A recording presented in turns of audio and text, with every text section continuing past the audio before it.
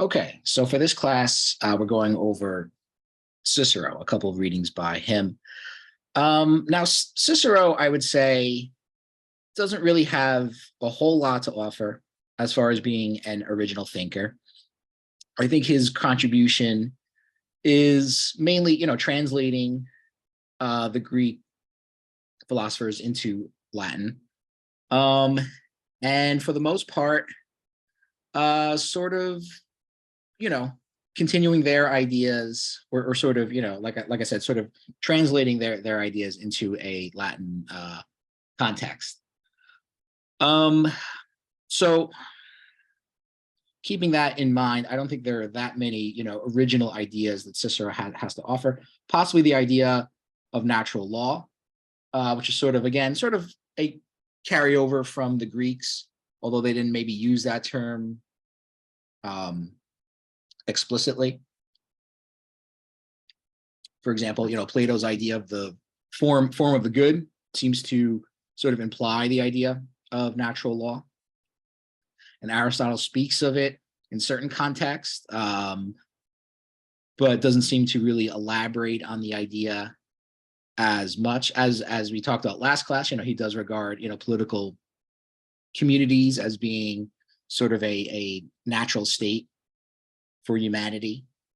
So he does refer to nature, he does refer to things like natural rights and things like that, but he doesn't seem to use the term as explicitly as Cicero does. The idea of natural law would be developed later on by Christian theologians, most famously Thomas Aquinas. And then from there, it would also find its way into the tradition of American civil disobedience. Martin Luther King, for example, refers to the concept of natural law. So there's that aspect to it. But ultimately, I don't see Cicero as being a very original thinker in many ways. And I'll have some more, critical things to say about him in a moment. Reading people's discussions, I mean, many people seem to be taken with his style of writing or the way he expresses himself. And I suppose that's also one of his main strengths. Many people often comment on his eloquence as a speaker and a writer. That he's essentially eloquence personified, or the embodiment of it. So I suppose that's another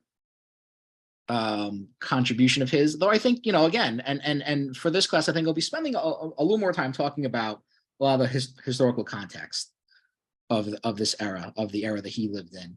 I think when you sort of situate him more within this kind of historical context, there's some more objectionable aspects of him that I think stand out. And of course, his historical times are very important. I mean, probably most notably was an important figure in the events surrounding, the rise to power of Julius Caesar and his assassination, although he did not personally participate in it. And of course, that's a very well-known, episode or incident with in world history, but played a very important role in sort of the latter days, really the final days in many ways of the Roman Republic as well. Anyway, so the readings here are the Republic, or on the Commonwealth, or on the Republic, and the laws, which are sort of fragmentary texts. They don't survive incompletion, but are basically his most well-known political texts, and are sort of written in the style of a dialogue, much like the Platonic dialogues, which of course expresses his great admiration for Plato in particular among the Greek thinkers. Anyway, a couple of notes from last class. I'll probably do this most classes. There are always a few things that I forget to mention or want to elaborate upon more. For example, I don't think I mentioned at all really that Aristotle was Macedonian. He was not Athenian. He was not even really Greek. Macedonia today is a separate country from Greece, and even back then was considered somewhat distinct from Greek culture, not radically different, obviously. But lived in Athens, studied in Athens, famously was a student of Plato. I'm not even sure if I mentioned that. I think maybe I did. Just as Plato was a student of Socrates. Like I said, he was not a citizen of Athens, though. So he was not able to own property or hold office or anything like that. He did found his own school, known as the Lyceum, just as Plato founded the academy, and had his, students and followers, and sort of a philosophical tradition that lived on after him. Probably most famously, outside of his own, philosophical ideas themselves, is that he served as a tutor to Alexander the Great until Alexander was about 16 years old. And I didn't talk at all about, the importance of Alexander the Great, because I don't want to get too, sidetracked, explaining the, historical events of the era. For the most part, I try to stay talking about the, the ideas and analyzing the, the text itself. Obviously, many of these things are very, complicated, but before Alexander even assumed the throne of Macedonia, his father, Philip II, had pretty much already conquered the Greek city-states. This would have been about 336 BCE.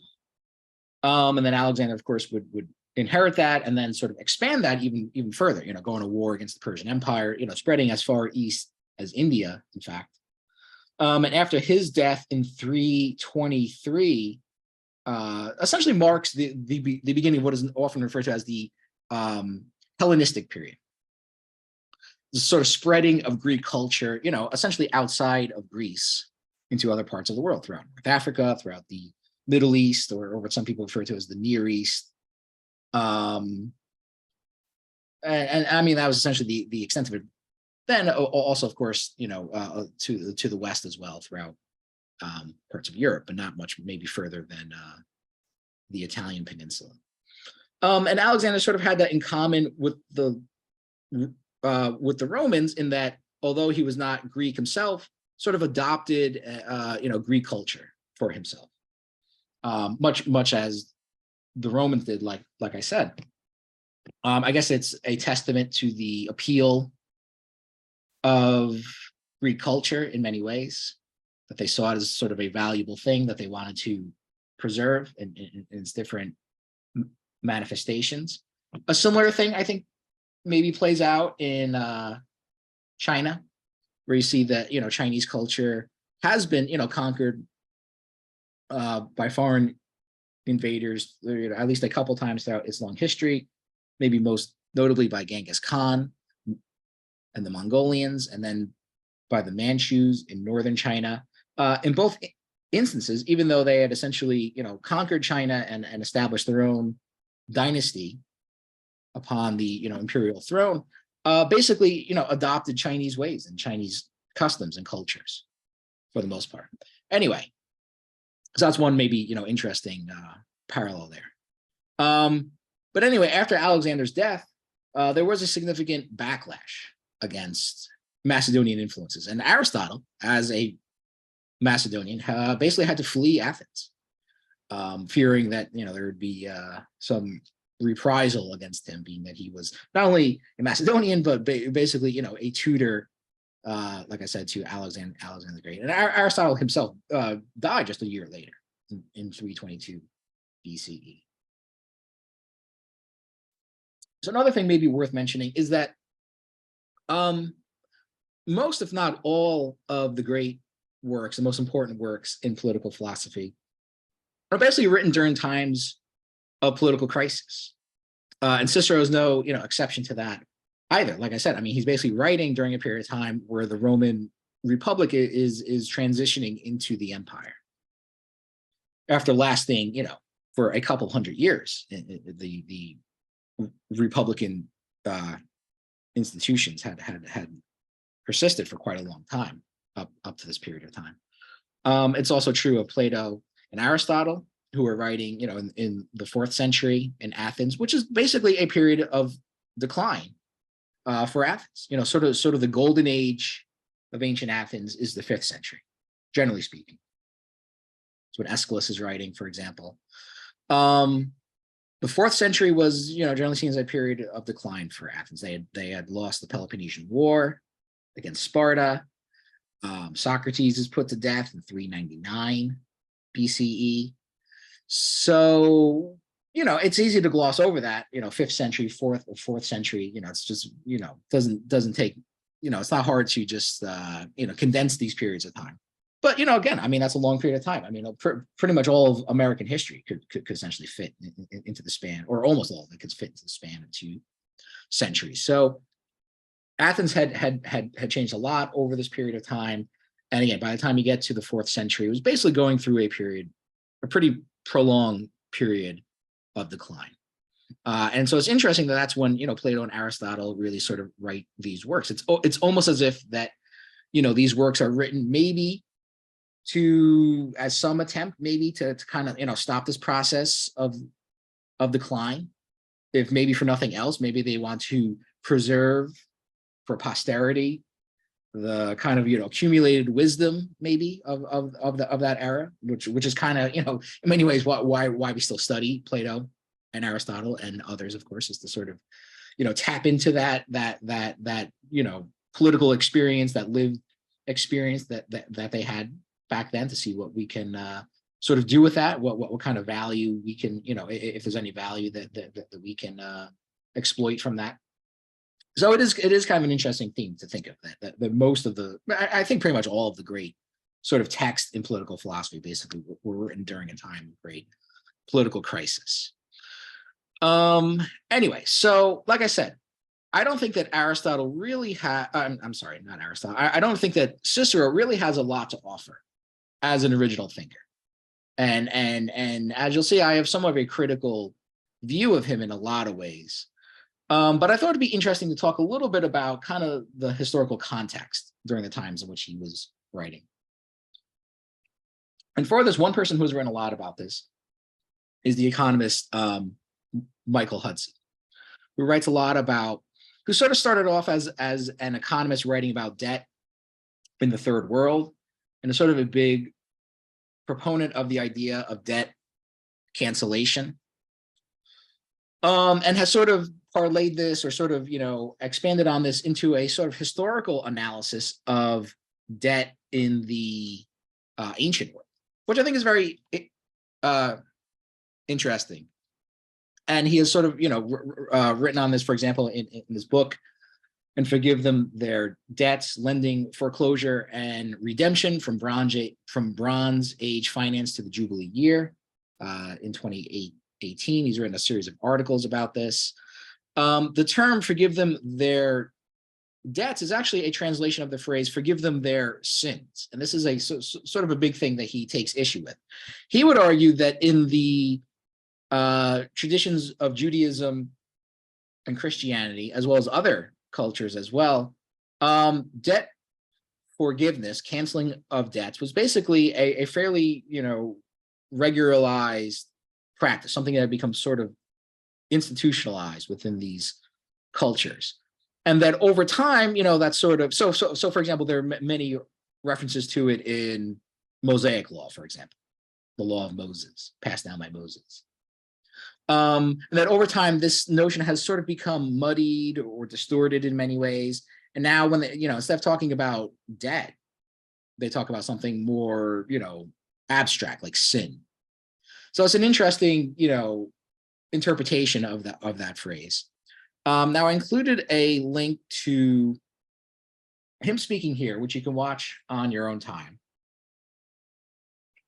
or maybe after class, where he sort of, goes into this a little bit. Let me see if I can click the link and change my screen a little bit. So now when you click on the link, it should pretty much pick up here, which is where he starts speaking. Now this is a 2-hour thing, but it's actually, it's actually not as long as that. He speaks for about a half an hour, and then the other 2 people speak. There's a moderator there. I have to be honest. I've watched this thing several times. I've never listened to the to the other two people speak, which is probably unfair. Maybe I should do. Maybe I will one day when I have more time. But Hudson sort of speaks at the beginning. He speaks, like I said, for about a half hour or so. Then after they're done speaking, at about an hour and 10 minutes in, he comes on again and speaks a little bit more. And then there's like a question and answer session the last half hour or so. So really, out of the 2 hours, maybe there's only about 50 minutes that I would recommend watching. But if you do, I think you get a very interesting, analysis of the history of debt cancellation in the ancient world. So that's that. Let me switch back to the PowerPoint.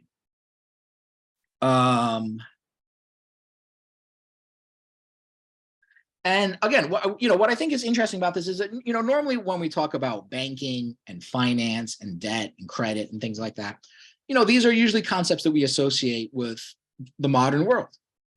But these things did exist, of course, in antiquity as well. And they've had a very long history to them. So I think it's very interesting to sort of, take these sort of more modern day concepts, or at least concepts that we associate with the modern day world, and sort of see how these things sort of played out in the ancient world as well.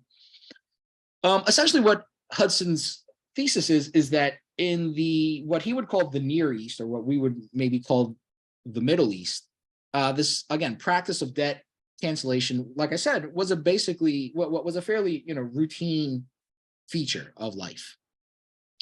But as you move into the Western world of ancient Greece and Rome, they do not follow that practice. They do not follow that practice of debt cancellation. And what you have basically, according to him, is just, centuries and centuries of oligarchic control over politics. Oligarchy being, again, sort of, ruled by the wealthy classes. And this has been pretty much a constant feature of Western history, basically since the time of the ancient Greeks up until now. And again, he argues that the financial oligarchy that controls the US has its roots in ancient Rome. As I've already, mentioned in previous classes, I mean, I think the United States could at the very least be considered a de facto oligarchy. It may not be a de jure oligarchy, meaning there's not become sort of like, like some sort of official pronouncement over it. Yes, we're now an oligarchy. Democracy is dead. But de facto, meaning, in reality or in practice, that the US has essentially become an oligarchy that is essentially, a rule by the wealthy classes, by the financial classes in particular. They basically, dominate, completely control, politics, media and culture, and, frankly, most aspects of life in an almost sort of near totalitarian, system of control. And Hudson would argue that this has very sort of long historical roots, particularly within ancient Rome, which seemed to go even further in this idea of oligarchic control than maybe even ancient Greece did. So that's an interesting, parallel, I think, obviously, with our modern day world and with the world of the Romans, with the world of Cicero, who also played a very, important role in this as well. So Hudson writes in another article, what did not seem likely 2,500 years ago was that a warlord aristocracy would conquer the Western world, meaning, again, the Greeks and the Romans in particular, I guess, although that was a little bit later. In creating what became the Roman Empire, an oligarchy took control of the land and in due course the political system. It abolished royal or civic authority, shifted the fiscal burden onto the lower classes, and ran the population and industry into debt. So again, his argument essentially is that the Greeks and the Romans basically copied sort of financial and banking practices from the Near East, from Babylonia and Persia, and et cetera, and even Egypt. But whereas those civilizations had this practice of debt forgiveness or cancellation, they did not copy that aspect. So they copied the financial aspects of Near Eastern societies without copying the practice of debt cancellation. And the reason for that is because in the Near Eastern societies, you had a strong state power, which would sort of act as the agent of canceling the debt, something which of course was lacking within the Greeks and the Romans. You did not have, a strong centralized state power. What you had basically were these kinds of oligarchies. And again, as I mentioned last class, for Aristotle, most political conflict would basically occur between democracies and oligarchies. And that he even, noted a tendency for democracies to turn into oligarchies, whereas Plato actually noted the opposite tendency and tended to, look at the democracy in a much more critical way than Aristotle did. For Plato, an oligarchy was not a good government, but it was better than a democracy. Aristotle kind of had sort of the opposite view. Democracy is not a great government, but it was a little bit better than an oligarchy, at least. So he says in this other article, The End of Western Civilization, which is another link for it here if you want to read it on your own time. He says, every Western nation has inherited from Rome the pro-creditor sanctity of debt principles that prioritize the claims of creditors and legitimize the permanent transfer to creditors of the property of defaulting debtors. From ancient Rome to Habsburg Spain, Imperial Britain, and the United States, Western oligarchies have appropriated the income and land of debtors while shifting taxes off themselves onto labor and industry. This has caused domestic austerity and led oligarchies to seek prosperity through foreign conquest, to gain from foreigners what is not being produced by domestic economies driven into debt and subject to pro-creditor legal principles, transferring land and other property to a rentier class. So again, he notes a very strong continuity between, so-called Western nations of the present day, of course, most notably the United States, and ancient Rome. Particularly this emphasis on, favoring, so-called creditors over debtors. Now, again, banking and finance was a very important part of ancient societies back then, too. I mean, ancient society, or people rather within ancient societies had great need for credit. If you were a merchant, if you were involved in trade in any way, if you were a farmer, debts were oftentimes settled in terms of crops, a certain amount of, corn or wheat or something like that, which you could then, barter for or trade for. And essentially, if you didn't come up with enough, you could lose your land and basically become essentially, a slave of the person that you owe money to. And debt slavery was, now we use it as a rhetorical term. I mean, back then it was a real thing. If you went into debt to somebody, you could literally become their slave, or you could be thrown into prison. Debtor prisons was something that existed up until fairly recently, in fact, at least up until the 19th century. Or in many cases, again, you would sort of lose your land and basically just have to work for the person that you own money to. And within Rome, in particular, this trend, accelerates to such an extent that by the end of the Roman Republic, you essentially had a tiny oligarchic class that essentially owned everything. They basically owned all the land. There were very few, free commoners left who, could sort of be independent and own their own land and things like that. They were basically in debt to the sort of 1% of ancient Rome.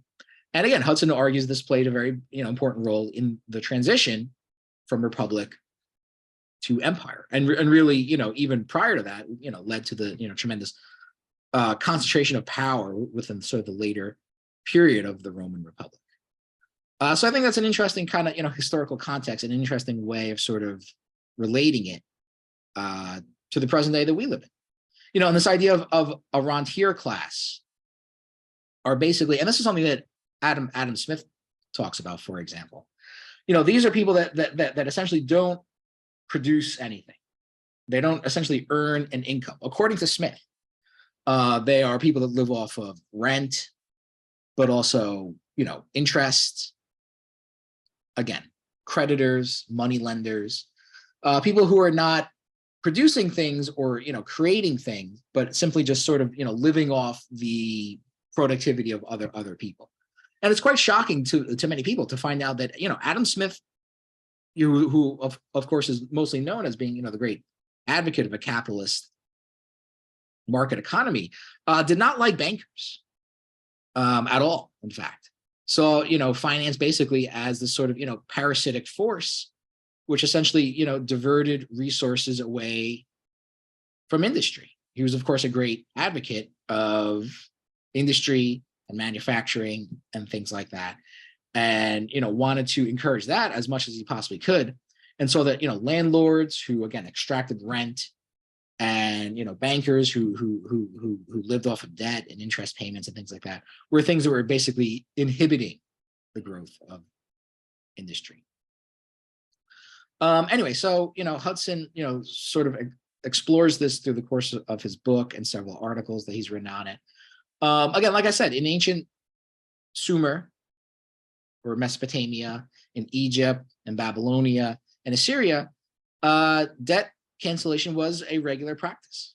So normally what would happen is that when a new king came to the throne, he would sort of begin his reign through a cancellation of all debts, which again were mainly, at that time, not always in monetary form, but in terms of, crops and things like that. And if farmers owed, a certain amount, either to the government itself or to other people, those debts were basically canceled out. You'd start with a clean slate.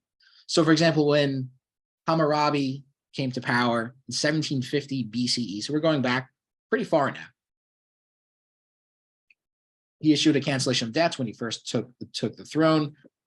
This continued under all his successors, so his children and grandchildren and great grandchildren, and so on and so forth. And again, these things were not unique to him as well as the ruler of Babylon. It was a fairly, like I said, common practice within the so-called Near East. But the Greeks and the Romans did not, copy that aspect of it. Now,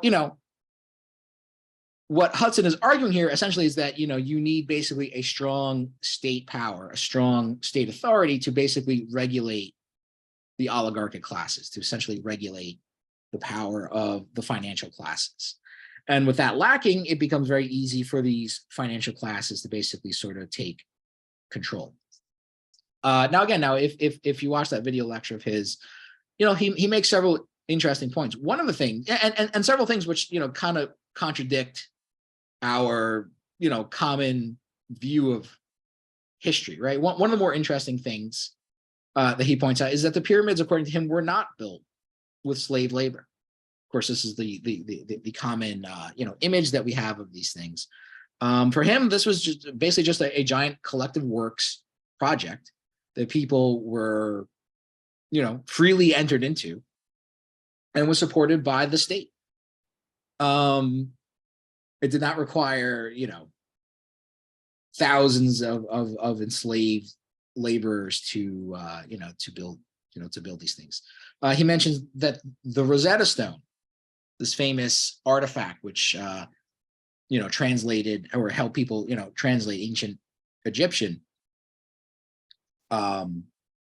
hieroglyphs. Actually, when you actually read it out, it's actually a debt cancellation. So again, further evidence that this was a sort of institutionalized practice back then. Now, aside from Babylon and Egypt and other ancient societies, that predate the Greeks, you also find this within Hebrew scriptures, within the Mosaic law. Now, of course, as things progressed onward there, these traditions tended to become obscured. So if you look at the, Israeli kings, David and Solomon, who of course are ruling, several centuries later, they were so bad, according to Hudson, in favoring the wealthy classes, that this actually led to the breakdown of what is, referred to back then as the United Kingdom of Israel. The United Kingdom essentially split it into two different parts. Judea, and Israel. And this, and that's a common story in biblical history and Jewish history. But you don't often hear that aspect of it, that this essentially, resulted from a kind of, class conflict, essentially, where the kings had become, sort of, gone over to the side of the rich oligarchs of that society, that it led to this, splitting up of this kingdom. And of course, both kingdoms would, not really last, too much longer after that. He would also argue that, in the gospel of Jesus, that Jesus often refers to a debt cancellation, which probably, earned him the dislike, not just of the, Jewish authorities at that time, like the Pharisees, but also probably did not endear him very much to the Romans as well, if you know how that story played out. So this is kind of like not an alternative history, but just an aspect of history that's not very well known or very well talked about. If you do consult a lot of historical sources, though, besides Hudson, you will see, that these things are acknowledged, though they're just not very well known. So this is an illustration of, there are these several marble busts within the House of Representatives in the United States of great lawgivers and lawmakers, sort of, expressing this continuity of tradition with the idea of rule by law and legal authority. And I think there's about 32 of them. You can find the complete list online. Here are just two examples: Hammurabi and Moses, who again, were proponents of the idea of debt cancellation. As were others who are featured, like Solon of Athens, Lycurgus of Sparta, and other figures as well. Unfortunately, that aspect of them doesn't seem to be, coming through or translated. And again, when we talk about debt in the present day, there are all sorts of debates over debt now within the United States. Student loan debt being one example. And I think Hudson is right in that, the ideology of the United States does have a very sort of pro-creditor bias, and that the rights of the creditors, the people who are owed money, not the people that owe the money, but the people who the money is owed to, have a definite advantage over people who are in debt. And you see it over things like student loans, which is something that, is obviously, the right to an education is realized in most other countries, except the United States, of course. And the idea that people have a right to basically make money off of people's, aspirations to get an education, I think is a fairly, harmful thing, basically, for society as a whole. Yet some people have no problem at all in asserting the rights of the creditors, in this case, the student loan companies, as well as, of course, the financial interests that invest in these student loan companies. Which, by the way, supposedly a lot of this has happened since the housing crash. After financial speculators basically, crashed the global economy in 2008, they start to think, well, where are we going to put our money into next? And apparently a lot of them decided, well, let's put our money into student loan debt. Realizing that it's much harder to get out of student loan debt than it is other forms of debt, like mortgages and things like that.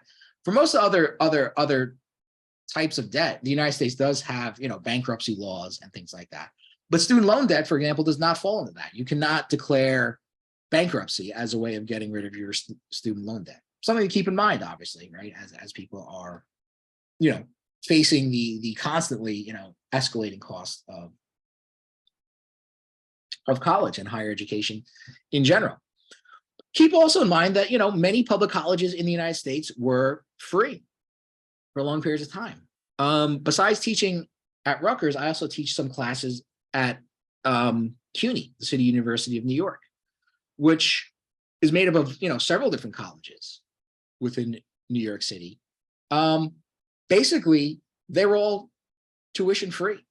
Pretty much up until the 1980s or maybe the late 1970s. And only since then have they started to charge people tuition. So if you're going to one of these schools that used to be tuition free, but now you have to pay, a fairly high tuition, maybe not as much as in a private college. I think that a person does have a right to be fairly, pissed off about that. Why was it okay to have tuition-free schools for over 100 years in some cases? Like take City College of New York, CCNY. I mean, that school goes back to the 1840s. And you mean from 1842 or whenever it was founded to basically up until like 1978 or 1979, it was a tuition-free school, but now they charge tuition. And like I said, that's pretty much true of all the CUNY schools. Now, I don't know exactly about the history of Rutgers, but Rutgers is a public school. So it leads me to think that if it was not, at least at one point, a tuition-free school, it was probably extremely, extremely cheap. And now, as I'm sure most people realize, the costs of tuition here are quite high. Again, maybe lower than other schools, than private schools, but still, very high. It still places a significant financial burden. So I would argue these are all basically, examples of, this sort of pro-creditor bias, or this pro-creditor ideology that we have in American society in the present day, which again, according to Hudson, basically has its roots within ancient Rome and maybe and in ancient Greece as well. So Hudson, for example, references Plato's Republic when he mentions, well, he doesn't mention him by name, but he basically is referring to Cephalus's definition of justice within the Republic. And again, if you remember, Socrates doesn't agree with that idea. So Cephalus basically says that, justice is basically paying your debts, basically paying what you owe, which, again, I'm sure Wall Street would appreciate that. The student loan companies, for example. But interestingly, Socrates does not agree with that, right? He says, well, maybe it's not always a just thing to pay your debts. And the example that he uses is that, well, there may be certain circumstances where you borrow somebody from something, like a weapon, he says, but it may not be just to give it back to that person. If say the person has gone crazy or something like that, and you give them back the weapon that you owe them, well, they might use that weapon to harm people. And what Hudson argues is that if you sort of read the subtext here a little bit more, is that what Socrates is basically saying is that, if you owe money to people, to rich people, and they are using that wealth to basically harm other people, or to basically harm society as a whole, then you don't really owe them anything. Then it's not really just to pay back those debts. Now, looking at it in those terms, I think it's very interesting, again, to consider, again, current day issues over student loan debts and other forms of debt as well, credit cards and mortgages. And to what extent these debts are just. If you could really make an argument that people that are sort of owed this money are essentially using that money to basically destroy society. And again, there's I think a very good argument that can be made that all this debt is, of course, harming society. I mean, when you look at, again, just to take student loan debt, for example, it's essentially, enslaving, generations of younger people who are, living at home now till they're in their 30s or 40s with their parents in many cases, are not getting married, not having children because of the, financial consequences of this. The financial burdens of it are too hard. It makes them very sort of passive, complacent employees who are, afraid to, speak up against their bosses because, again, if you get fired from your job and you have all these debts basically that you have to pay off, you're pretty much screwed.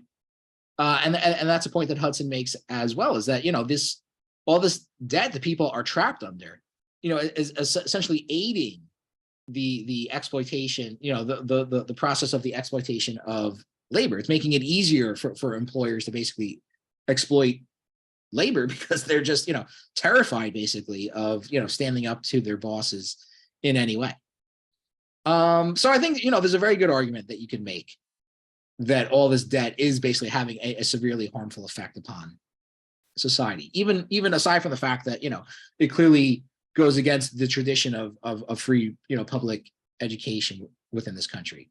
So I would say to the people that are, strictly opposed to this idea of, student loan debt forgiveness and things like that. I mean, maybe you should, cite Socrates next time, or cite, Plato, and basically point out that, well, Socrates actually says that, it's not always just to pay back your debts, especially if it's having basically a harmful effect on society as a whole. It'd be interesting to see how these people respond to it. Now, the Biden administration, who has, sponsored this idea of student loan debt forgiveness, which, of course, their proposal is an extremely modest proposal. It does, I think what want to forgive about, there's over $1 trillion worth of debt. I forget the amount they want to forgive, like $3 or $4 billion out of like $1.5 trillion of student loan debt that's out there. So it's a very small amount. And then when they were, predictably attacked by the Republicans over this, they pointed out, people like Marjorie Taylor Greene and people like that, who's fast becoming a rising star within the Republican Party, that these people have had, loans forgiven, these PPP loans, that were given out during the early phase of the pandemic. And, it's kind of a weak argument, because essentially all they're doing is pointing out that these Republicans in Congress are hypocrites. And of course they are. I mean, it is, of course, extremely hypocritical to be opposed to forgiving even a small portion of student loan debt when you've had hundreds of thousands, if not millions of dollars worth of loans for yourself forgiven. But I think, a much stronger argument could be made that, education, again, is a human right, that a person shouldn't have to pay money basically to get an education. It should be something that's freely accessible to all people. Or like I said, that you could use the argument that Plato seems to suggest in the Republic, that some debts are harmful, and if these debts can be shown to be harmful to society as a whole, then you don't really have to pay them, which is an interesting idea.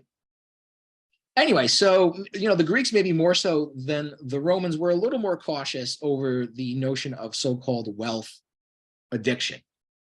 And besides, Plato, who was cautious about it, as was Aristotle, you can see references to this in the plays of Aristophanes, who is another famous playwright within ancient Greece, although he was mostly known for writing comedies and satires rather than tragedies like Aeschylus and Sophocles.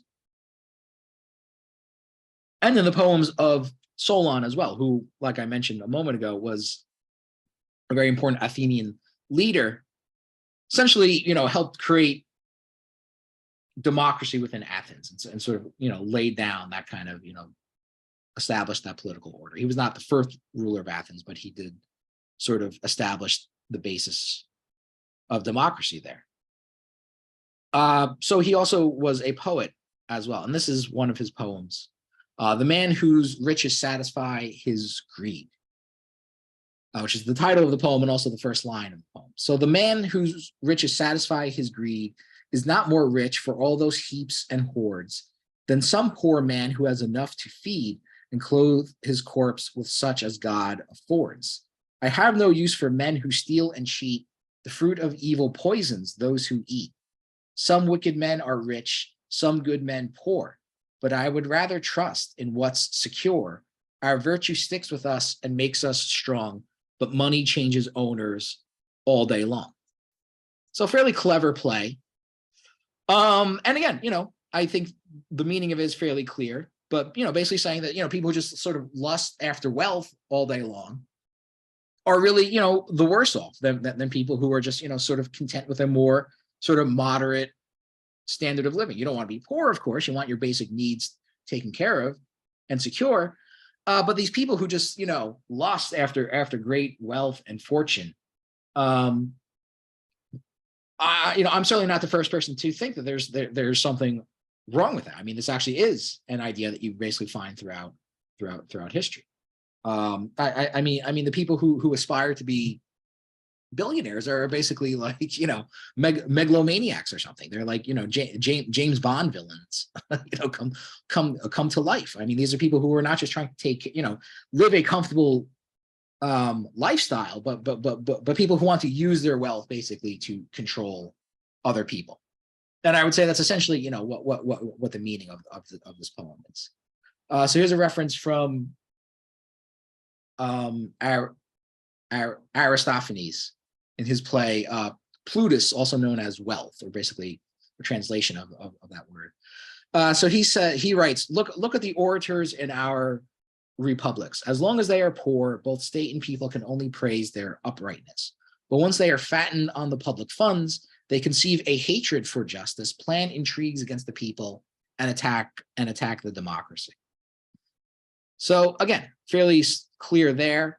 And you see these sort of, cautionary tales about, the dangers of wealth, or what many people would refer to as wealth addiction, basically. So again, Solon, when he came to power, also canceled debts, abolished debt slavery, laid the foundations for Athenian democracy. Solon, by the way, is another one of those marble busts that you'll find in the Capitol. You wonder if they know anything about these people, or just doing it, purely for the optics of it. But again, as things developed onward, Greece and Rome basically became the first societies not to cancel debts. And eventually what happens, of course, is the oligarchy took over. And you see this happen both within the ancient Greek city-states and within Rome as well.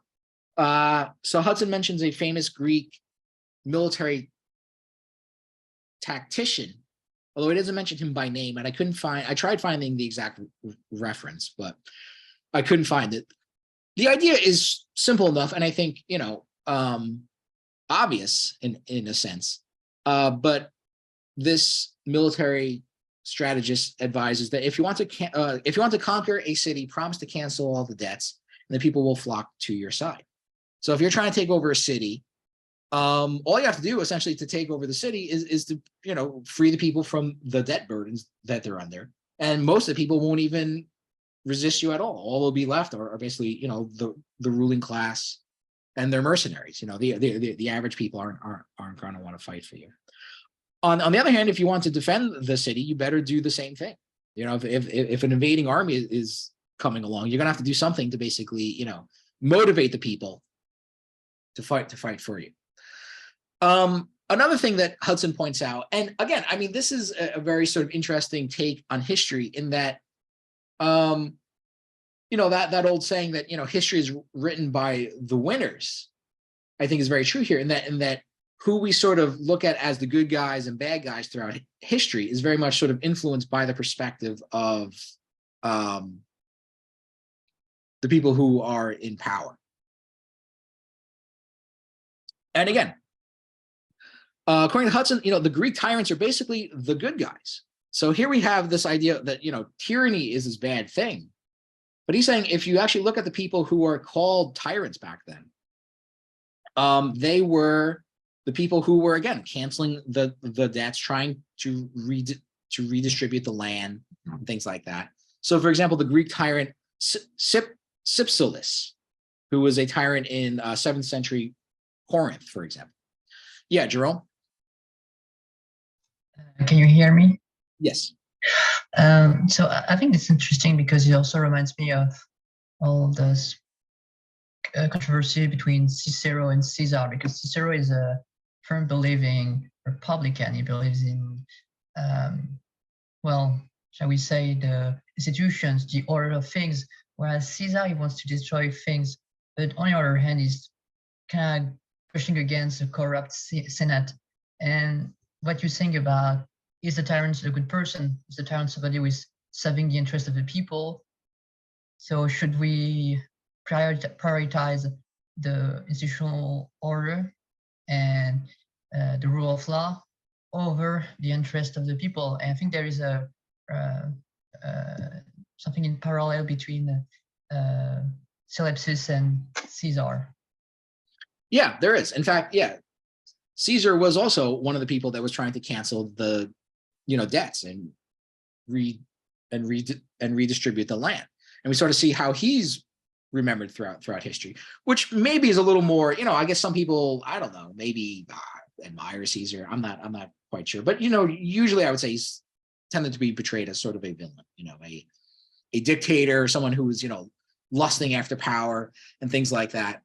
Now Cicero, again, and I'll be getting to this in a moment, but Cicero, who's put on a pedestal and sort of treated as this sort of exalted figure throughout history, he essentially represented the interest of the oligarchs. So he was the one that was against the canceling of debts and against the redistribution of land, which was basically as the power of the oligarchs became more consolidated, that's what they're doing. They're taking all the land for themselves. They're taking the land from people who can't pay off their debts. So what Caesar and Cypselus and people like that wanted to do basically was to give the land back to the people. And we sort of saw and we know how things ended up for Caesar for trying to do something like that. So it is a very sort of interesting maybe lesson or example of how historical meanings get sort of transmitted down into the present day, and how we're sort of influenced by these things. It's very easy for things that happened thousands of years ago to lose sight of these things, to forget or maybe never even know to begin with what these conflicts were really about. What we get is a sort of biased view of history, which again is basically written by the winners, written by the victors in political and military conflicts, and we get sort of their view of history. And I think both, maybe how we look at, the concept of a tyrant, which obviously has a very negative stigma to it, or even a historical figure like Cicero, who tends to be very, like I said, a very sort of exalted figure, maybe kind of speak to this idea of history, getting the sort of, biased view of history. Anyway, so there's a website here. I won't go to it, but it's a quote about Cypselus. It mentions, as long as he was polemarch, meaning a warlord, basically, he never imposed a fine or put anybody in prison or allowed people who could not meet their debts to be sold into slavery. When he actually became tyrant, he confiscated the lands of the Bacchiadae and distributed them to the landless. So not exactly the actions that we would normally associate with a tyrant, right? We would normally assume a tyrant is doing the exact opposite of these things. So, I mean, the first time I ever heard that, I thought it was an extraordinary idea. I mean, who would ever think, that the tyrants could be, the quote unquote good guys? And I'm not saying these people weren't, had their own ambitions or maybe, calculated that this is, the best way to get the people on their side. But when you actually look at their actions and what they're doing, I think it kind of contradicts our sort of, conventional understanding of these terms. And what else did I want to say? So Aristotle references him also and mentions that he was such a popular ruler. He never had a bodyguard. They could just sort of walk among the people and be safe. So again, not something else that you would normally associate with a tyrant as well. So I already went over this. So again, this idea that debt is another person's savings basically became sort of an institutionalized practice within ancient Rome. That debt is a good thing because debt just means that somebody else is basically making money off of it, essentially, through debt payments, through being able to loan out money to pay debts. And again, I mean, it's hard to really go that deep into these things, without consulting a lot of historical sources. But I mean, again, ancient economies basically, credit played a very important role within these ancient economies. There was a tremendous need to loan money, and again, like I said, a lot of debts were in terms of crops and livestock and things like that, where a monetary economy is not firmly established. But it was a very important aspect of it. And again, Hudson's thesis, just to repeat it again, is that the Greeks and the Romans, sort of copied the financial practices of the Near Eastern traders and money lenders and things like that. But they did not copy the practice of debt forgiveness, basically, which sort of set them on a totally, different course. Or, in some regard, parallel what happened in ancient Judea and Israel, under David and Solomon. So one of the interesting things to point out here, something which Cicero, and now we're sort of getting more into Cicero himself and things that he did. Cicero, besides playing a very important role in the sort of events surrounding Julius Caesar, prior to that, about 20 years or so prior to that, played a very big role in what is known as the Catilinarian conspiracy around this Roman senator Catiline. And again, Catiline was a figure who, much like Caesar and Cypselus and other figures, wanted to redistribute the land, wanted to forgive the debts of people.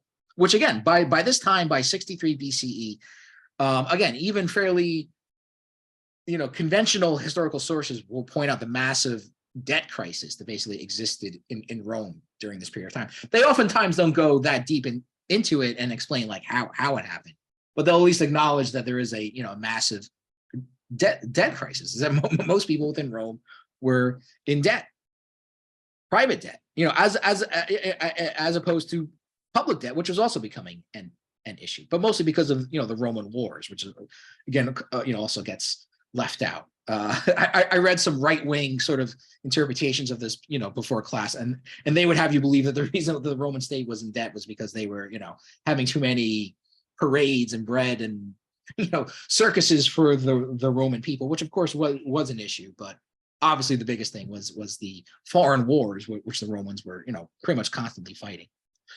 Much like the United States, right, which is driving up the, the debt of the United States. Anyway, so Catiline conspired to supposedly overthrow the consulship of Cicero and Hybrida. Now, Cicero was a consul. Now, next class, I'll cover more a little bit about how the Roman political institutions were. But basically, the consuls were the executive branch, essentially, of the Roman government, of the Roman Republic. Excuse me. And there were two, not one. And it was not like the president or vice president. They essentially had equal powers, and they were elected on an annual basis. So they only served a 1-year term.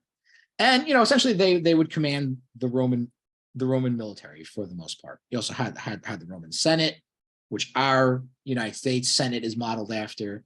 You had the Popular Assembly, which was somewhat democratic, but its powers were severely limited by the oligarchic Senate, much like the House of Representatives is limited by the Senate in the United States as well.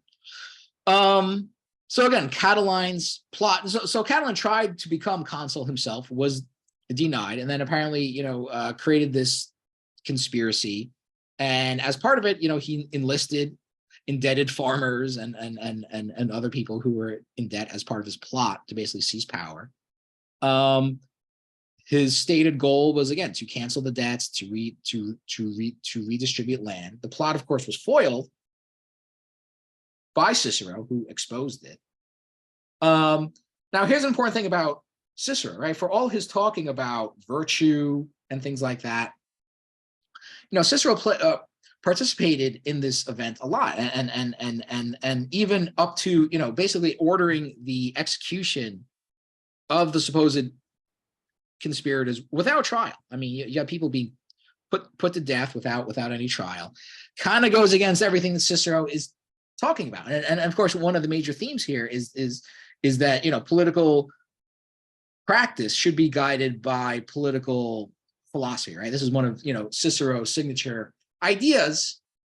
Political philosophy, being guided by virtue and justice and things like that doesn't seem like a very virtuous thing to execute people without a trial. And to make matters worse, Cicero's writings, the one that we are going over, were written after this as well. So here's a guy, and I think that gets, obviously lost upon people who are sort of, taken up by Cicero's eloquence and things like that, and his high-minded talk about virtue and justice, most of which I would say is kind of just recycling from, Plato and Aristotle, maybe especially Plato. Kind of undermines that when you're looking at what this guy is actually up to, I would say, at least. And maybe that's why, I probably don't hold Cicero in as high as regard as the other thinkers who, for all their, flaws, I think, were very, important thinkers and, had a lot of original ideas. I don't see Cicero as being a particularly original thinker. I guess the one thing that he offers is that, unlike Plato and Aristotle, he was an actual politician, whereas they were not. They were philosophers. They wrote about politics. They were engaged in political affairs to a certain extent, but always from the outside. Cicero, was an actual political figure and an actual political leader. And so maybe that shows you the limits of all this politics of virtue and this all this talk about virtue and justice, and of course that is a common criticism of Plato and Aristotle as well, is that they talk about all this stuff, but how do you actually put this stuff into practice, or what happens when you try to actually put these ideas into practice? Do you end up like Cicero, where you're executing people without trial and basically ruthlessly sort of enforcing the class rule of the oligarchy? It's a fair question, and maybe going back to what I said in previous classes, maybe that's why Marx and Marxist theorists don't while they're not disagreeing with the idea of justice, of course, maybe don't place as high an emphasis on it as theorists in the more, I would say, liberal tradition of politics, which still place these people on a fairly high pedestal, I think. Yeah, it's nice to talk about virtue and justice, but what happens when you actually sort of have to, apply these principles to political practice? Doesn't seem to work out too well. And maybe that's Cicero's most important contribution as a thinker, is that you realize the limitations of these ideas when actually put in a practical political context. So Cicero's so-called Catilinarian orations are another sort of famous part of his writings, although they were speeches originally, but they have been transcribed, where he references Catiline. He says, "When, O Catiline, do you mean to cease abusing our patience? How long is that madness of yours still to mock us?" What madness is he talking about? Canceling debts, giving land back to people that have had their land taken away. And again, I'm not trying to make Catiline or any of these other people seem like saints. I'm sure they had their own ambitions here, but it is interesting, who are the people that we praise throughout history and who are the people that are, regarded as villains. I'm sure if Catiline or any of these other people were as ambitious as they were, or Caesar, as I mean, Caesar was a general who did many cruel things as a military leader.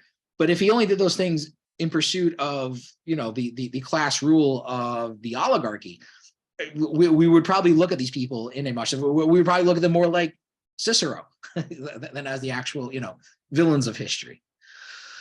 So Cicero is, generally credited with saving the Republic during this conspiracy. Others argue, even today, that he basically invented the whole thing, which is probably an exaggeration. That there's probably something going on, but maybe he exaggerated the significance of it, exaggerated how much of a threat it really represented to the Roman Republic at that time. He was exiled briefly a few years after this. So there was at least some kind of consequence to it. I mean, there was somewhat of a backlash, and apparently somewhat of a belief maybe that Cicero, again, exaggerated or exploited this conflict for his own benefit. But he did, come back into power, like I said, and continue to be a leading member of Roman society, basically up until the the era of Julius Caesar, about 20 years or so after this.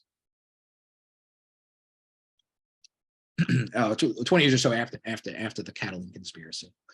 Now, again, going back to this idea, one thing which I'll try to emphasize a lot throughout this class is this idea that history is written by the winners or by the victors. There are only really two historical sources of this event, of this whole Catiline conspiracy. One is Cicero himself, so obviously he's going to be a bit biased towards himself. The other is the Roman historian Sallust's Bellum Catiline, or the Catiline War, who also is obviously very anti-Catiline. So we don't, we certainly don't have any sort of objective, impartial sources. Basically, everything that we know about this source are from sources that are extremely biased against Catiline and seek to, portray him as the villain in this conflict. Yeah, Jerome. Can we really say, in your opinion, that history is written by winners?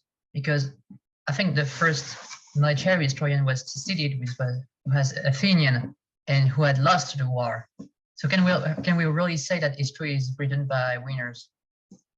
Well, the dominant historical narratives, I think, are in many cases. I mean, there are, of course, alternative histories, and there are histories which go against the dominant narrative, and maybe occasionally over time they do become more widespread. But I certainly think large parts of what is conventionally taken to be historical knowledge, I think, is certainly biased in that way. Certainly, I would say things like this. I mean, again, I mean, the way in which Cicero, sort of an exalted figure, I think speaks to that.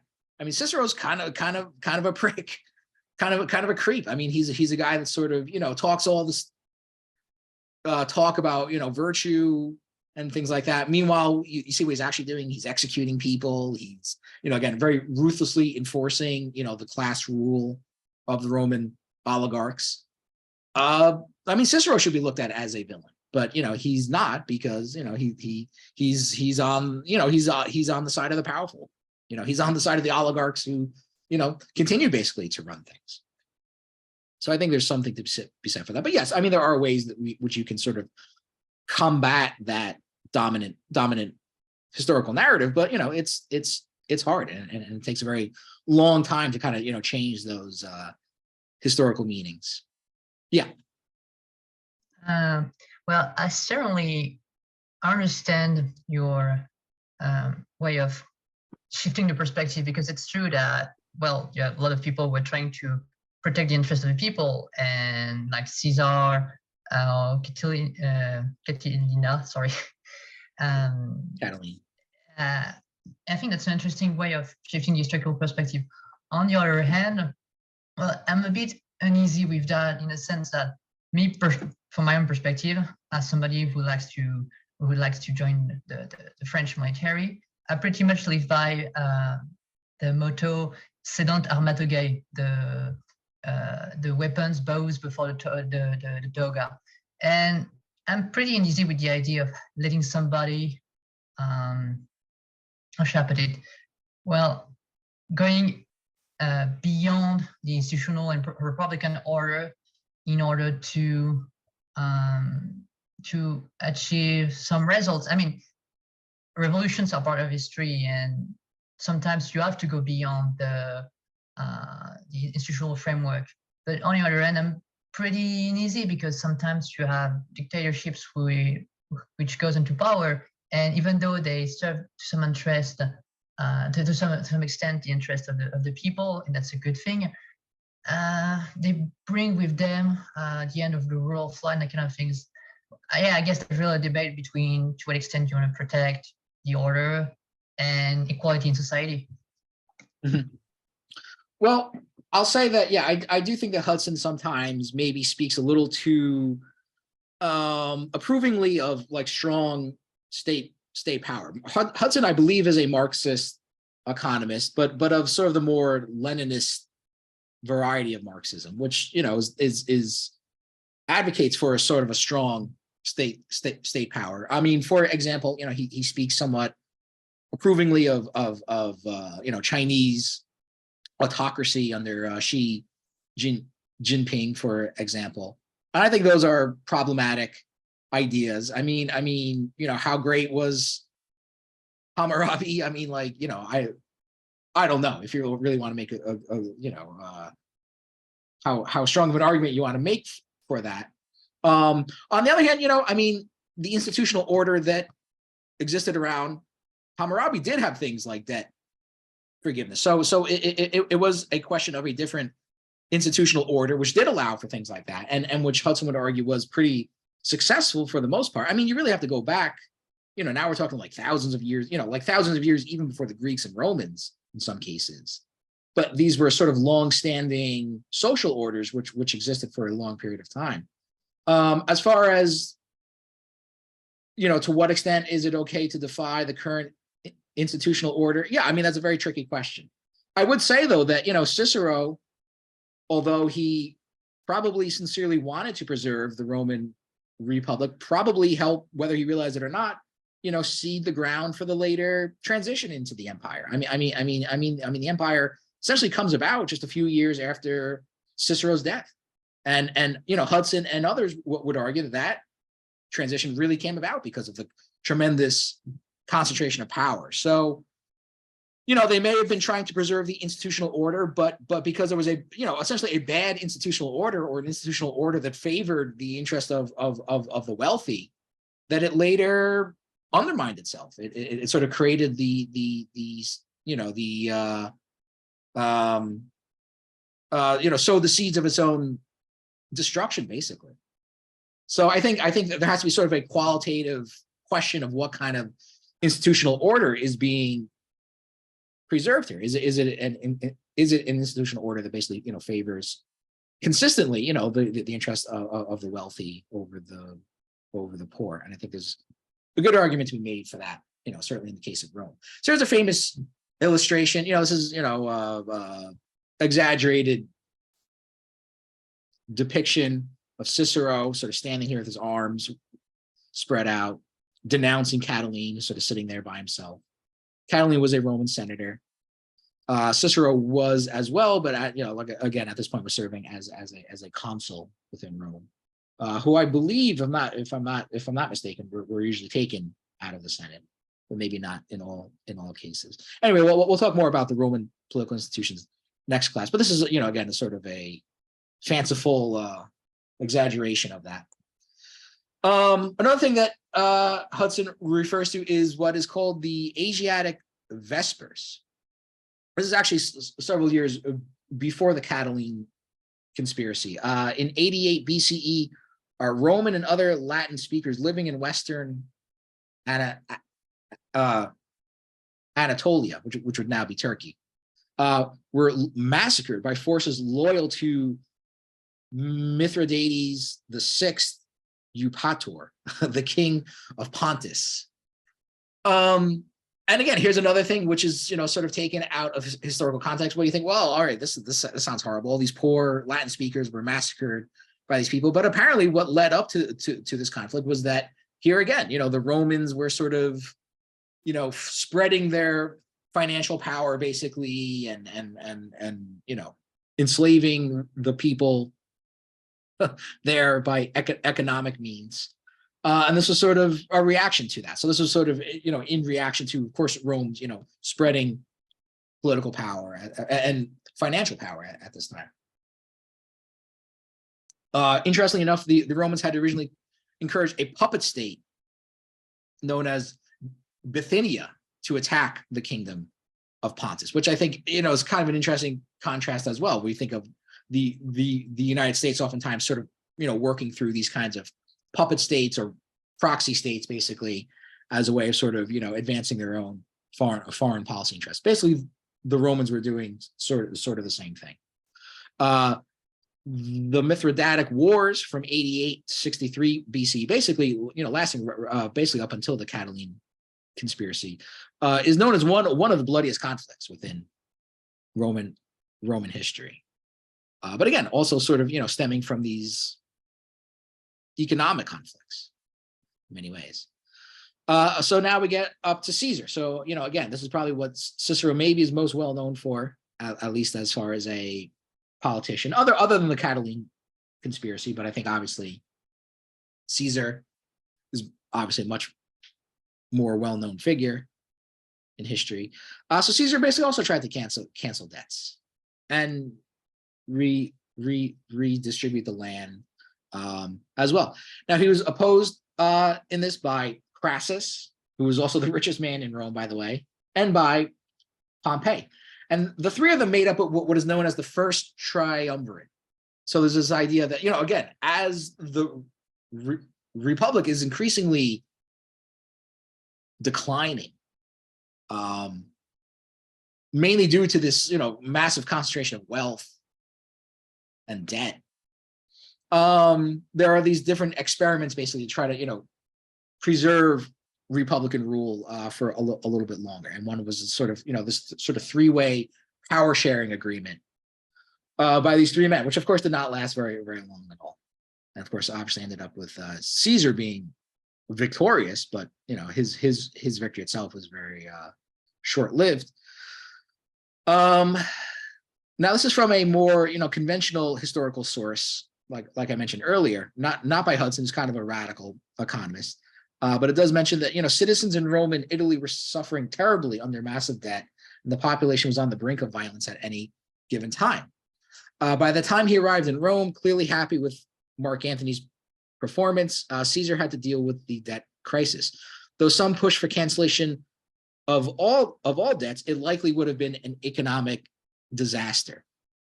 Now that sort of betrays, I think, the more conventional interpretation here. Obviously, goes against what Hudson is arguing for. Interestingly enough, the word economic is underlined there, and the link for the website is here. I won't go to it, but it itself has a link within it. Funny thing is that when you click on it, it just basically takes you to sort of just an overview of the Roman economy. It doesn't explain at all why it would have been an economic disaster. And of course, again, looking at Hudson's work, Hudson would show that throughout history, debt cancellation had been a regular practice within many ancient societies, many of which were much more long-lived than the Roman Republic was, and even maybe the entire Roman Empire. So, what argument could they what argument could they make that it would have been an economic disaster to cancel debts? They don't explain that. It's just stated without any argument to support that. And again, when you go to the link that they provided, it just gives you a general overview of the Roman economy. So it doesn't explain at all basically why that would have been a disaster. And again, seems to contradict the historical analysis that would show you that these kinds of debt cancellations were fairly regular occurrences in ancient societies. Anyway, so Cicero did not participate in the murder of Caesar in 44 BC. Of course, we'll be looking at the Shakespeare play in a few more weeks. But Cicero wrote that he regretted not being there to kill Caesar himself. Well, to participate in the killing of Caesar. So again, another interesting phrase from the the man of virtue that he regrets not being there to basically stab somebody to death. But that's what he said. Cicero himself was later murdered a year later, basically on Mark Antony's orders. There used to be a show on HBO called Rome. I think it only lasted for like two seasons or so.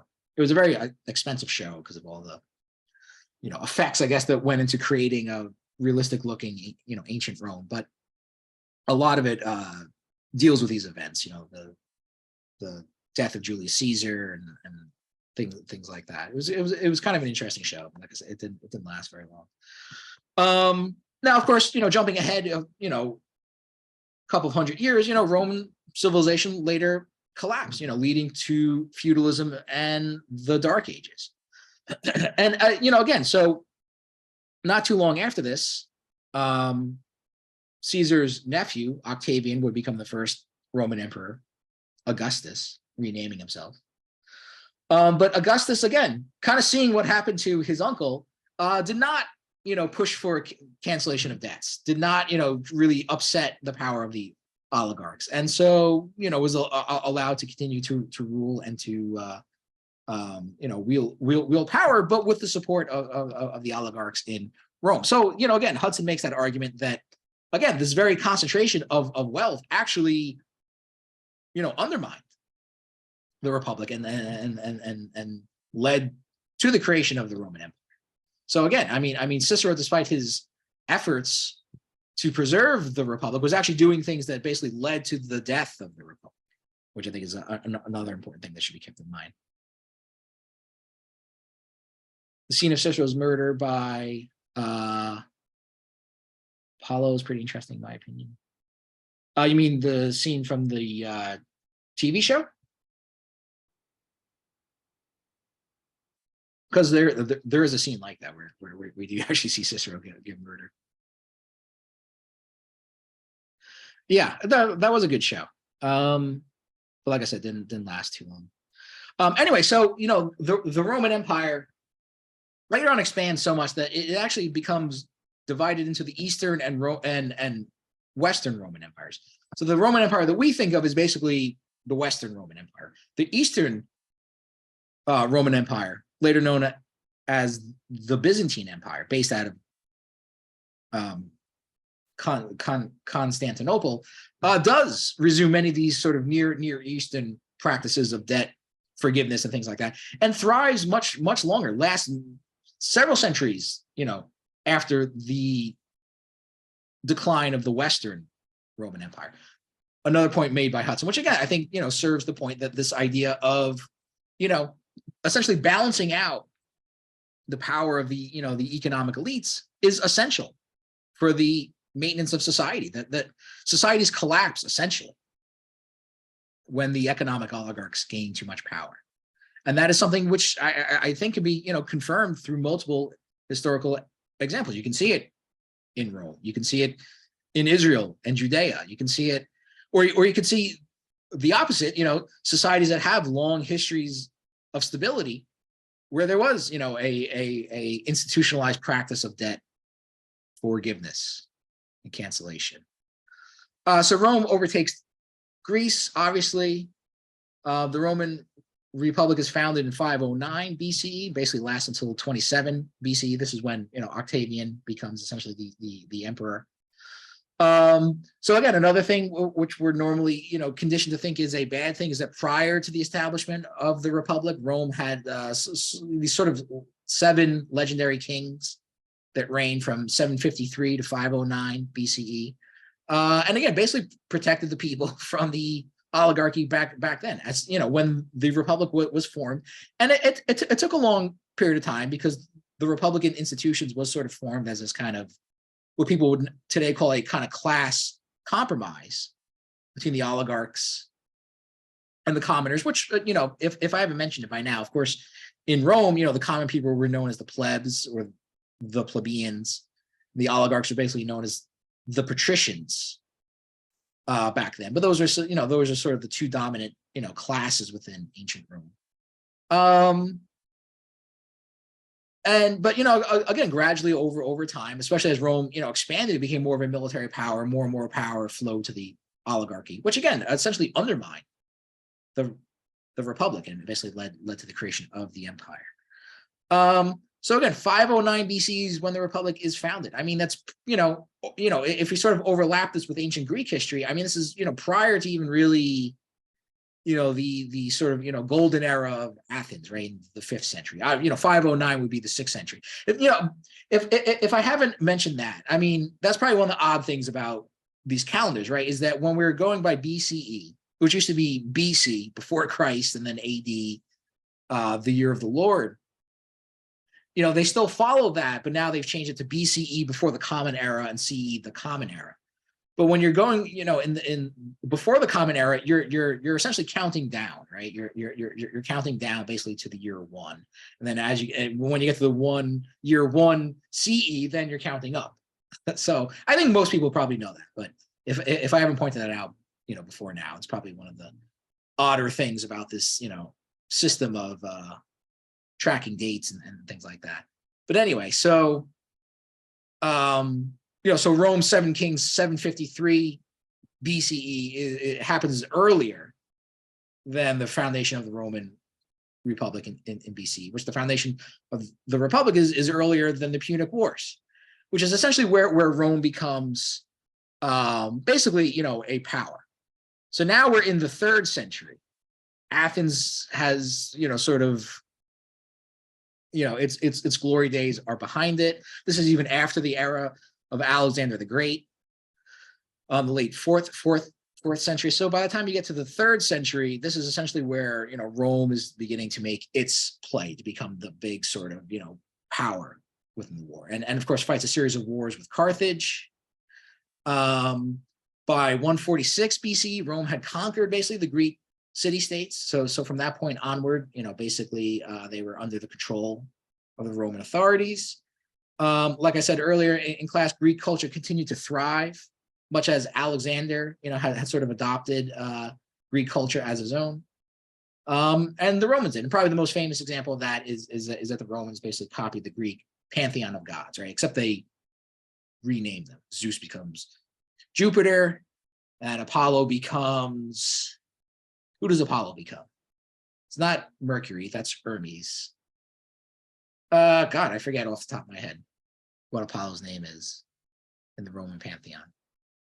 Ares becomes Mars, Hades becomes Pluto, and so on and so forth. And other aspects as well.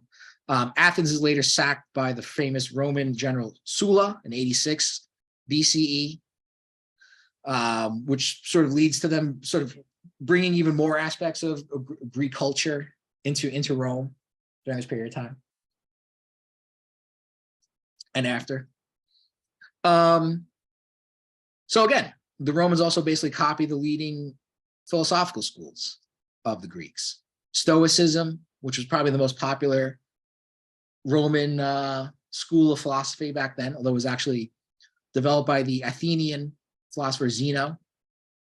Epicureanism, or also known as hedonism, another very popular school. I think everyone knows what hedonism means. Hedonism is traced to the philosopher Epicurus, so it's often referred to as Epicureanism also. Skepticism, which derives from the Platonic school, and again, which Cicero was very fond of. He's often considered it to be a skeptical thinker, or sort of applied the principles of skepticism, which means that you basically question everything. And then the Aristotelian school was known as the peripatetic school, which literally meant to be walking around. It's famously named from Aristotle's tendency to basically walk around while he was talking, basically. Now, this school, again, was, I mean, this ordering here, I think, gives you kind of the hierarchy of basically how popular, how predominant these philosophical schools were in Rome. So the Aristotelian school was the least popular, and sort of had the least emphasis, maybe, although not without any trace at all, but was much less well known, basically, than the other philosophical schools.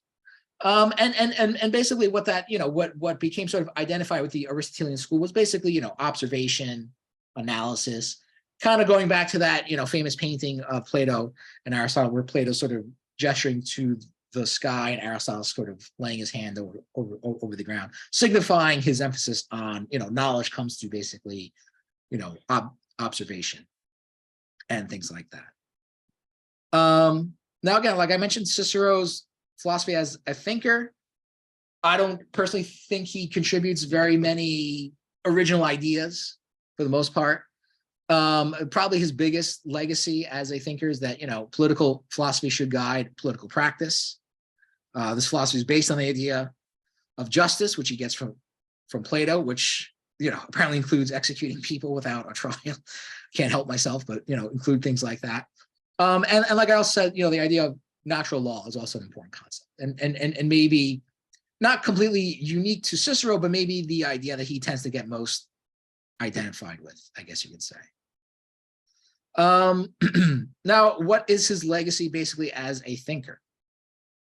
Is generally considered to have stood up for the Republican traditions of Rome against the encroachment of dictatorial power represented by Caesar, Antony, and Octavian. Now, again, that's his legacy as a thinker. I mean, I would argue that the things that he did actually help undermine the Republican tradition within Rome, whether he realized it or not. Probably did not realize it, but doesn't mean that that wasn't the case anyway.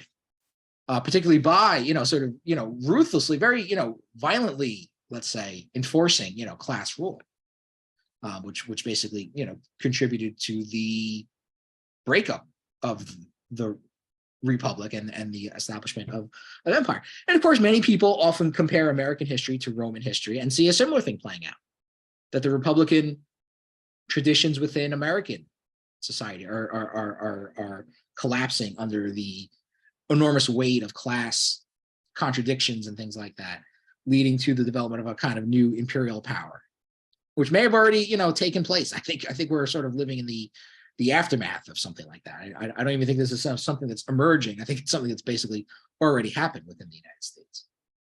And in a very similar way, because you allow too much power to concentrate at the top. You allow, essentially the 1% of society to have too much power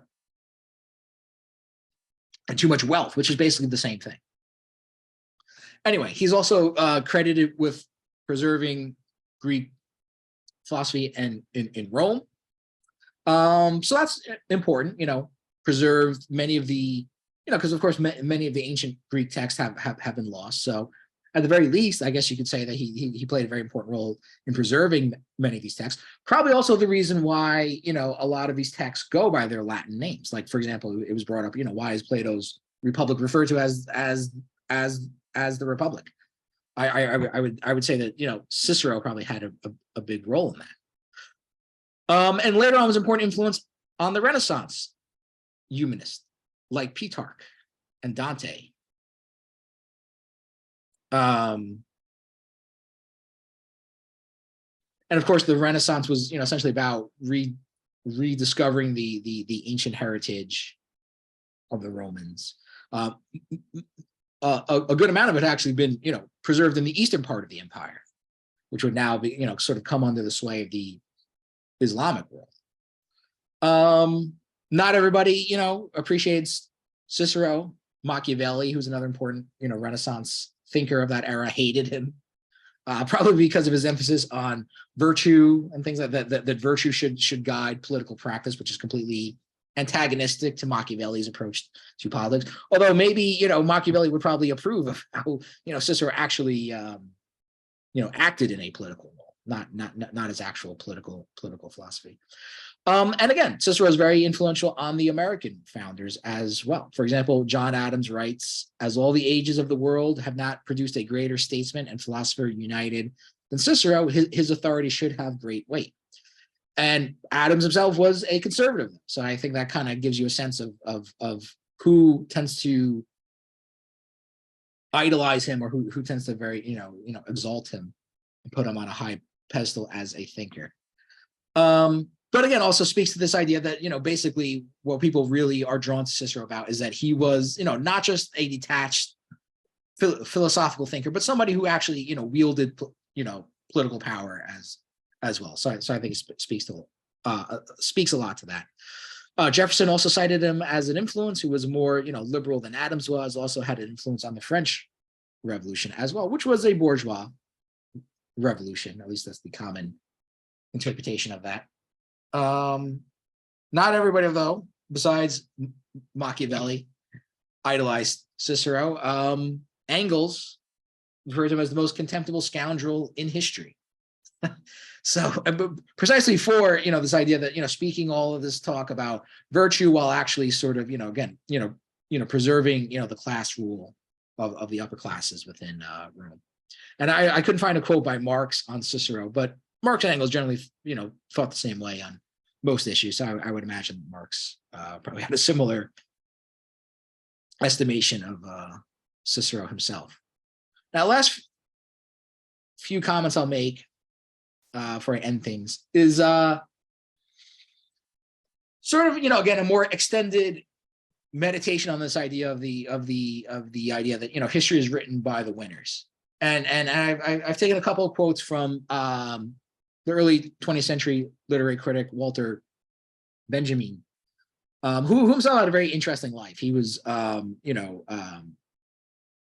Jewish intellectual in Germany who later went to France when the Nazis took power, later fled France when the Nazis overtook France, and basically, committed suicide, basically, trying to escape from the Nazis when he realized he would probably not make it out alive. Basically, took an overdose of morphine, I believe. And one of the last things that he wrote before he died were these what he calls the theses on the philosophy of history. And there's several of them, but I've selected just two examples, which I think kind of speak to this idea. And again, I would say this is basically just sort of an extended meditation on this idea that history is written by the winners. So he writes, to articulate the past historically does not mean to recognize it the way it really was, which is what people often say. It means to seize hold of a memory as it flashes up at a moment of danger. Historical materialism, Marxism, in other words, wishes to retain that image of the past, which unexpectedly appears to man, singled out by history at a moment of danger. The danger affects both the content of the tradition and its receivers. The same threat hangs over both, that of becoming a tool of the ruling classes. In every era, the attempt must be made anew to wrest tradition away from a conformism that is about to overpower it. The Messiah comes not only as the Redeemer, he comes as the subduer of Antichrist. Only that historian will have the gift of fanning the spark of hope in the past, who's firmly convinced that even the dead will not be safe from the enemy if he wins. And this enemy has not ceased to be victorious. So again, this idea that if the enemy wins, that they'll sort of rewrite history or sort of create a historical narrative that sort of suits their purposes, even sort of reshaping actual historical figures to sort of suit this narrative, I think is essentially what he's saying there. And becoming a tool of the ruling class, as he says. He also writes, and this is sort of taken out of context a little bit. He says, what does sort of establishment history side with? He says the answer is inevitable, with the victor, and all rulers are the heirs of those who conquered before them. Hence, empathy with the victor invariably benefits the rulers. Historical materialists know what that means. Whoever has emerged victorious participates to this day in the triumphal procession in which the present rulers step over those who are lying prostrate. According to traditional practice, the spoils are carried along in the procession. They are called cultural treasures, and a historical materialist views them with cautious detachment.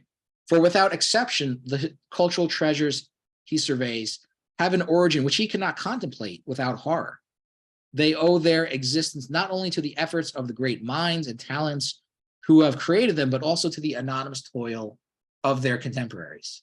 So this next phrase is a very famous phrase. He says, there's no document of civilization which is not at the same time a document of barbarism. And just as such a document is not free of barbarism, barbarism taints also the manner in which it was transmitted from one owner to another. A historical materialist, again, a Marxist basically, therefore disassociates himself from it as far as possible. He regards it as his task to brush history against the grain. In other words, to again, contrast the sort of dominant historical narratives. And again, I mean, I don't know what people get out of that when they hear this, but I would say basically it's just sort of an extended, like I said, meditation on this idea that history is sort of written by the winners. And that's essentially it. So that's all I really have to say about Cicero. Again, I don't particularly hold him up in very high regard as a thinker myself. Maybe it's because I learned a lot of these things about him at the same time, or even before I really engaged with his thinking. I don't want to ruin it for anyone else. It seems like most people tend to like what he writes, from what I've seen so far, at least. But I would say personally that I think the most interesting thing out of this is, how we understand history and what figures we tend to hold up and praise throughout history, and the kind of people that we tend to villainize throughout history, and what sort of interests sort of underlay that, and how we come to have these different sort of, historical interpretations of things. Otherwise, yeah, I mean, I think the other thing that stands out most about that is the, the parallels that could be drawn between Rome and the present day United States. Not just in this idea that, yes, we're becoming an empire, or have become an empire, which a lot of people say, but also, that the sort of growing power, or really at this point, the total, concentration of power in the hands of a financial oligarchy, which again basically controls pretty much most aspects of life within the United States. I think there's a very interesting parallel that can be drawn between those things as well. All right, so does anyone have any questions for me about anything? Yes. So it's not specifically about Cicero, but more about historical materialist dialectic. So I was wondering, would you say that this idea of dialectic, of going beyond positions, going somewhere in it toward intellectual realization, would you say that it reflects a Western eschatological conception of history, as history going somewhere, as opposed to a cyclical conception of history? Yeah, I think so. I think that's how most people generally view the idea that there's a sort of progressive development of history. I mean, not everybody follows that. I mean, for example, the philosopher Theodore Adorno kind of rejects this idea. He wrote a famous book called Negative Dialectics, which kind of wants to preserve the sort of dialectical way of looking at history, but without the progressive notion to it. Just this idea of the sort of endless, unceasing critique of things, but without the assurance that things are necessarily getting better. So there are ways that you sort of get out of that progressive view of things. But yeah, I would say for the most part, Benjamin himself, I mean, when he was writing, I mean, he wrote this while he was literally fleeing the Nazis. So I'm not sure how much he held to this belief in a progressive view of history, or the sort of messianic view of history. Obviously, he speaks of the Messiah, but you get the sense when he's writing about it, there's a really a sense of desperation there, that this is like basically like his last hope possible, and of course that didn't come to be, at least not in his case. But yeah, I would say for the most part, yes. When you're looking at a dialectic, when you're taking a sort of dialectical view of things, it's usually on this assumption that things are sort of progressing a certain way, or sort of heading in a direction that will eventually get better, even though you have to go through enormous struggle and difficulty on the way there, which ultimately might be one of the most optimistic things that you can think of today. The idea that going through all the horrible things that people are going through right now might one day resolve itself into something better. It's probably one of the few sources of any kind of hope or optimism maybe possible left in the world. And if that goes away, then I don't know. I guess you end up like Adorno then.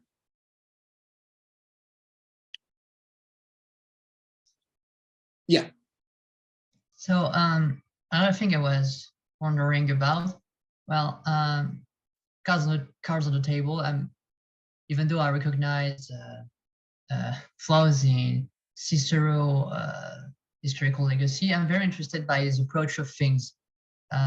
So as I said, I'm somebody who is interested by working for my country, and I'm interested by action. And I was interested to have your opinion on how Cicero, as a philosopher, makes sense of action, because how what do you think about his way of thinking political action? Well, yes, I mean, Cicero, there actually is an interesting parallel here between, the sort of Marxist idea of what's referred to as praxis, right? And praxis is supposed to be sort of, theoretically guided action. So Marx's whole theory of capitalism in many ways is supposed to be, again, kind of a theoretical guide for political action. So yes, I do believe that political action should be guided by theory or by philosophy. I guess those are two different things, but slightly similar. I guess it depends what kind of philosophy or what kind of theory that you're employing, though. That certainly makes an important difference. So I'm not just saying that Marx and Cicero are the same. Clearly, they have very different philosophical views on things. I would say, and I think I mentioned it earlier, I think that Cicero really illustrates maybe a lot of the limitations of the Greek concept of virtue and justice, that for all the high-minded rhetoric and things like that, I mean, you see, the limitations that you run into when these ideas are actually employed in practice. I mean, I generally take a very critical view of Cicero because, I mean, how virtuous could a person be that's, ruthlessly executes, political opponents and things like that, and is opposed to any kind of, economic reforms that would, undermine, the power of the oligarchic class, which had basically, consumed Rome at that time. So, well, I do think that, yes, I mean, political action should be guided by sort of an informed theory. I would basically say that I think, the theory that you're employing, though, crucially matters a lot. And you can't just plug in any theory, basically. And I think that there are serious limitations within the sort of Greek philosophical approach to politics.